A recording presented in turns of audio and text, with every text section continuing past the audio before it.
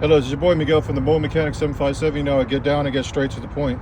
Working on a newer Nissan, get ready to change the rear brakes. The problem I had was when you change your rear brakes, please lubricate the guide pins. This one came out very easy, and I had to literally beat this one completely out.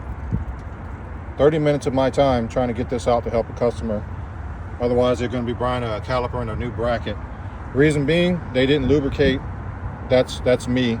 But this was bone dry and completely rusted out because they didn't put lubricant and the brakes were uneven and not braking correctly. Your guide pins move in and out as the caliper is moving in and out. If the guide pins are stuck, it's going to be cockeyed and it's going to be uneven brake wear, and it's just going to be a whole financial nightmare for you, the customer. Because a lot of times when the brake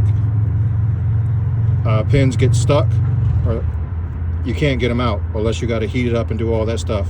I just replaced the whole thing. They just don't sell the bracket itself because you got to replace that when the pins are when the bolts are stuck.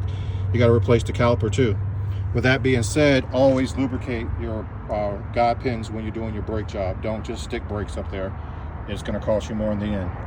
If you like this video, please like, subscribe, and share.